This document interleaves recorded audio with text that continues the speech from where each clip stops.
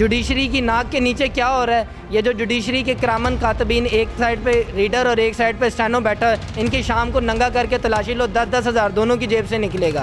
وہ کیوں لے رہا ہے؟ جج صاحب کہتے ہیں میں تو بڑا ایماندار ہوں، میں نہیں کرپشن کر رہا۔ یار اگر وہ کرپشن کر رہے ہیں تو وہ تیرے سب آرڈینیٹ ہیں، تو اس لا کو بھی آنسریبل ہے اور کل خدا کے حضور بھی آنسریبل۔ وکیل نہیں جھوٹ بولتا، وکیل نہیں کسی سے لڑتا۔ جو لا میں ایکسیپشنز، ریمیشنز، اومیشنز دی گئی ہوتی ہیں، وہ انہی کا فائدہ لے کر اپنے کلائنٹ کو ان کو وہ لے کر دیتا ہے، اور وہ کلائنٹ انہیں آفر کرتا ہے اور وہ کلائنٹ کی آفر کو لیتے ہیں، وہ ریبٹ کر دیں، وہ کہیں ہم نے نہیں لینا۔ اور اگر نئی نوکری ہوتی، نہیں اس تنخواہ پہ گھر چلتا تو جائیں سموسے کی ریڑھی لگائیں، فروٹ چاٹ بیچیں یا کوئی اور مزدوری کر لیں، حرام تو نہ کھائیں۔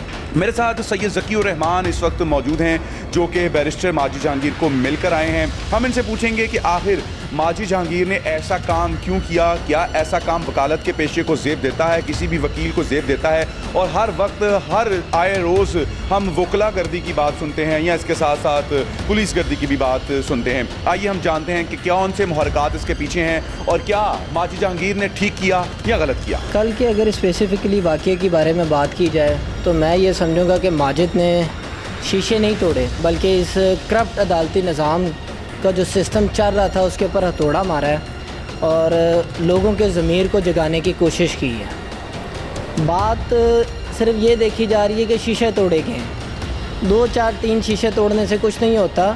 یہ لوگ تو پورے کا پورا ملک کھا گئے ہیں۔ آپ کو نہیں پتہ اس ملک کی عدالتوں میں کیا ہو رہا ہے۔ آرٹیکل 4 رول آف لا کی بات کرتا ہے، رائٹ آف فیئر ٹرائل کی بات کرتا ہے۔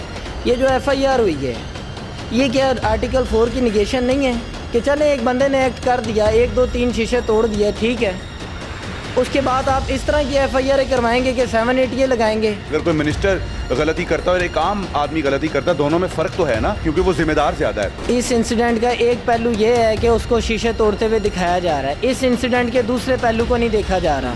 آن 20 سپتمبر کو انہوں نے نقل اپلائی کی، 27 ان کی ایکسپیکٹڈ ڈیٹ آف ڈیلیوری تھی، 28 29 30 1 2 3 4 5 6 انہیں نہیں ملی کاپی۔ کہ اس لیول تک ایک بندہ آ گیا، وہ کوئی عام آدمی نہیں تھا، ہائیلی کوالیفائڈ ہے جی بالکل، بیرسٹر ان کے بارے میں سنا جائے، LLM ہے، انہوں نے باہر سے فوراً ان کے پاس ڈگری ہے۔ پھر تو ان کو زیادہ انفارمیشن ہو جائے، وہ کمیٹی کے پاس جاتے، اپنے لاہور ہائی کورٹ بار کی کمیٹی کے پاس جاتے کہ جناب 7 دن سے میں ذلیل و خوار ہو رہا ہوں، یہ لوگ میری سن نہیں رہے۔ کچھ چیزیں ہوتی ہیں at the spur of the moment دیکھی جاتی ہیں کہ اس نے مجھے یہ کہا، میں نے اس کے جواب میں اسے یہ کہہ دیا۔ At the spur of the moment اسے کتنا زج کیا گیا کہ جب اس کے وہ تھم نوٹس لے لیے گئے، اس سے وہ پوائنٹس لکھوا لیے گئے، ریڈ انک میں لکھ لیا گیا، اسسٹنٹ رجسٹرار صاحب کاپی برانچ میں خود آگے، پھر جب وہ باہر نکلنے لگا پیسفل طریقے سے، اس کی وہ جو نوٹس لکھے ہوئے تھے کہ میں نے یہ CP نمبر پہ آ کے دوبارہ لیتا ہوں چند منٹوں بعد یا گھنٹوں بعد، اسے کیوں پھاڑا گیا؟ اس کی بات کوئی نہیں کر رہا۔ یہاں پہ میں یہ جو بات کروں گا کہ جو میڈیا یلو سنسیشن کریٹ کر رہا ہے، بہت سوشل میڈیا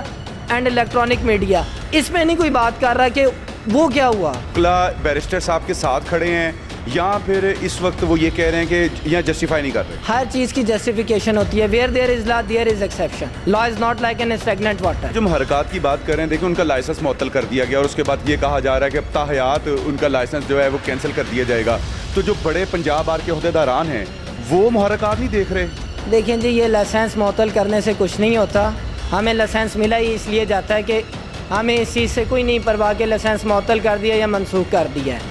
یہ چیزیں کوئی زیادہ دیر نہ ہوتی ہیں، نہ زیادہ۔ میں ماجد سے خود مل کر آیا ہوں سول لائن کے اندر، میں نے اس سے خود پوچھا ہے کہ یار ماجد، اس نہج تک معاملات کو لانے میں یا اس چیز تک آنے میں کیا ایسی وجہ بنی کہ بالکل ہی تو پیشنس لیس ہو گیا؟ انہوں نے کہا کہ جب میری رسید کو میرے سامنے پھاڑا گیا اور وہاں پہ میں پھر تماشائی نہیں بن کے بیٹھ سکتا تھا۔ یہ وہی اہلکار ہیں جنہیں 1000 دو 10,000 دو، تو آپ ان سے لیگل انلیگل جس قسم کا کام کروانا ہے کروا لو۔ آپ کو نہیں پتہ جوڈیشری کی ناک کے نیچے کیا ہو رہا ہے؟ یہ جو جوڈیشری کے کرامن کاتبین، ایک سائڈ پہ ریڈر اور ایک سائڈ پہ اسٹینو بیٹھا ہے، ان کی شام کو ننگا کر کے تلاشی لو، 10-10 ہزار دونوں کی جیب سے نکلے گا۔ وہ کیوں لے رہا ہے؟ جج صاحب کہتے ہیں میں تو بڑا ایماندار ہوں، میں نہیں کرپشن کر رہا۔ یار اگر وہ کرپشن کر رہے ہیں تو وہ تیرے سب آرڈینیٹ ہیں، تو اس لا کو بھی آنسریبل ہے اور کل خدا کے حضور بھی آنسریبل ہے۔ لیکن اس میں وکلا برادری خود اپنی ریلیکسیشن کے لیے کسی کو ڈیٹ چھوٹی چاہیے، کسی کو بڑی چاہیے، کسی کو اپنی مرضی کا فیصلہ چاہیے، وہ اس کے عوض ہی پیسے دیتے ہیں نا، وہ زبردستی تو پیسے کسی سے نہیں لیتے۔ تو نہ لینا، وہ نہ کریں نوکری، وہ نہ لیں پیسے، ان کو نوکری پہ کس لیے رکھا گیا ہے؟ پیسے نہ لینے کے لیے یا پیسے دینے کے لیے؟ اگر ایک بندہ کسی قسم کی مال پریکٹسز میں کر رہا ہے، اس نے وہ ریلیف لینا ہے، وہ تو کہے گا وہ تو کلائنٹ کہتا ہے, وکیل نہیں کسی کو کہتا. ہمارا کیس ہوتا ہے, یہ جو ماجد کا لڑا ہے, کیا ماجد اپنے کیس کے لیے لڑا ہے؟ وہ ماجد کا کیس تھا, وہ اس کے کلائنٹ کا کیس تھا. ہم اپنے کلائنٹ کے لیے فائٹ کرتے ہیں. وکیل نہیں جھوٹ بولتا, وکیل نہیں کسی سے لڑتا. جو لا میں ایکسیپشنز, ریمیشنز, اومیشنز دی گئی ہوتی ہیں, وہ انہی کا فائدہ لے کر اپنے کلائنٹ کو ان کو وہ لے کر دیتا ہے. اگر آپ کو کوئی اعتراض ہے تو جائیں پارلیمنٹ سے انہیں امینڈ کروا کے لے کے آئیں. اور میں آپ کی کوشچن کی طرف دوبارہ آتا ہوں. آپ نے اسپیسیفکلی کوشچن کیا کہ ہم نے وہ ریلیف لینا ہوتا ہے. ہم نے نہیں لینا ہوتا, کلائنٹ نے لینا ہوتا ہے. اور وہ کلائنٹ انہیں آفر کرتا ہے اور وہ کلائنٹ کی آفر کو لیتے ہیں. وہ ریبٹ کر دیں, وہ کہیں ہم نے نہیں لینا. اور اگر نئی نوکری ہوتی, نہیں اس تنخواہ پہ گھر چلتا, تو جائیں سموسے کی ریڑھی لگائیں, فروٹ چاٹ بیچیں یا کوئی اور مزدوری کر لیں, حرام تو نہ کھائیں.